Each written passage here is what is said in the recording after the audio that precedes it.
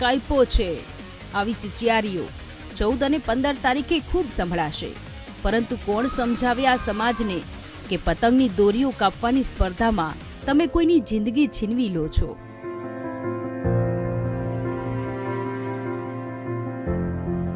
અને એક મૂંગા પક્ષીની પાંખો કાપી કાયમી માટે તેમને ન ઉડી શકાય તેવી સજા આપો છો, અને આ મજાનો પર્વ કોઈ માટે સજા બની જાય છે। આ કેવા પ્રકારનો ન્યાય છે? આવું ન થાય તેની જવાબદારી પણ આપણે જ લેવી પડશે। દર વર્ષે હજારો પક્ષીઓ આપણી ઘાતક દોરીઓમાં ફસાઈ જાય છે અને તેમાંથી તેઓ નીકળી શકતા નથી। ત્યારબાદ પક્ષીઓની જિંદગી કેટલી નર્ક બની જાય છે, જરા તે પણ સાંભળો।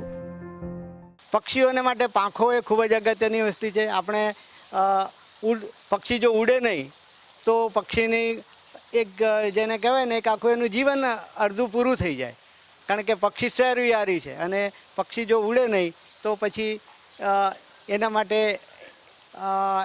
આખું જે જીવન બાકીનું જે છે એ એના માટે બહુ તકલીફભર્યું બની શકે છે। ઉત્તરાયણમાં આપણે પતંગના રસિયાઓ અમદાવાદીઓ અને ગુજરાતના બધા જ જગ્યાએ એટલા બધા પતંગ ચગે અને કાચ પાયેલી દોરીનો ઉપયોગ થાય છે। તો મારી એક રિક્વેસ્ટ છે કે જો પક્ષીઓને કંઈ બી થશે, હેબિટાટમાં પક્ષીઓને નુકસાન થશે તો શોર્ટલી માણસને બી નુકસાન થશે એવું આપણે જોવા મળે છે। ક્યાંક કોઈક વૃક્ષ પર, ક્યાંક રસ્તા પર, ક્યાંક વીજતાર પર તો ક્યાંક થાંભલા ઉપર દોરીમાં વીંટળાયેલી હાલતમાં પક્ષીઓને આપણે જીવન મરણ વચ્ચે ઝોલા ખાતા જોઈએ છીએ, પરંતુ એ જોઈને આપણને કોઈ એવો વિચાર આવવો જોઈએ કે આપણા કારણે આ અબોલ જીવો કેમ સહન કરે? શું આમનો કોઈ ગુનો છે? શું આ આકાશ ઉપર હક એ પક્ષીઓ કરતા વધુ આપણા પતંગનો છે? આપણી મજા તે અબોલ પક્ષીઓ માટે મોતની સજા કેમ? અણસમજુ આપણે છીએ કે પક્ષીઓ? પાંજરાપોળ ખાતે આવેલા જીવદયા ટ્રસ્ટમાં અમારી ટીમ જ્યારે પહોંચી ત્યારે અહીં ચાઇનીઝ દોરીના કારણે ઘવાયેલ એક સમડીની સારવાર પણ ચાલી રહી હતી।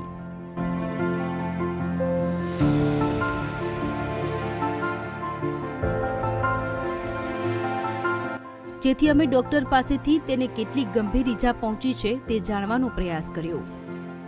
કે આ એક કાઇટ છે જે પૂરી રીતે ચાઇનીઝ દોરી, જેમ અત્યારે પ્રતિબંધ છે તેમ છતાં પણ ચાઇનીઝ દોરી અહીંયા જોવા મળી રહી છે, ઠીક છે, અને પૂરી રીતે કાઇટ સ્ટ્રિંગ ઇન્જરીથી ઘવાયેલ છે। તો ફર્સ્ટ ઓફ ઓલ અમે એને શાંતિથી નીકાળવાનો ટ્રાય કરીએ છીએ। ક્યારે અમે એ દોરીને ખેંચતા નથી, પણ જેટલું બને એને સરળતાથી નીકાળીએ છીએ અને એને કાપીએ છીએ। વધારે ખેંચવામાં આવે તો એ કાઇટ વધારે ને વધારે ઇન્જર્ડ થશે, તો અમે એને ખાલી શાંતિથી ખોલીશું અથવા તો પછી કાપીશું। હું અહીંયા હોસ્પિટલ ક્યુરેટર તરીકે કામ કરું છું જીવદયા ચેરિટેબલ ટ્રસ્ટમાં, અને આપણા જે મેઇન કામકાજ હોય છે ક્યુરેટરનું, જેટલા આપણી પાસે ઘાયલ પેશન્ટ આવે છે એમના દેખરેખ, post operative care, diet, nutrition, rehabilitation એનું આખું, અને ફિઝિયોથેરાપી પણ અમે આપીએ છીએ બર્ડ્સને, જેનાથી એમને જલ્દી રિકવરી મળે અને પાછા પોતપોતાની જગ્યાએ અમે રિલીઝ કરી શકીએ છીએ વાઇલ્ડમાં। જેવી રીતે આપણને ખુદનો જીવ વહાલો હોય છે તેવી જ રીતે પક્ષીઓને પણ તેમનો જીવ તો વહાલો જ હોય છે, પરંતુ આપણી પતંગ ચગાવવાની મજામાં આપણે શું થઈ રહ્યું છે અને કોણ ઘવાયું તે જોવાની તસદી નથી લેતા। આશા રાખીએ કે આ ઉત્તરાયણ પર ચાઇનીઝ દોરીની સાથે સાથે પાક્કા દોરાનો ઉપયોગ પણ ન કરી આવા હજારો પક્ષીઓનો જીવ બચાવીએ। ઉત્તરાયણનો આપણે બધાને શોખ હોય છે। ઉત્તરાયણની મજા બીજા કોઈ માટે સજા ન બની જાય એ પણ ધ્યાન રાખવું એટલું જ જરૂરી છે।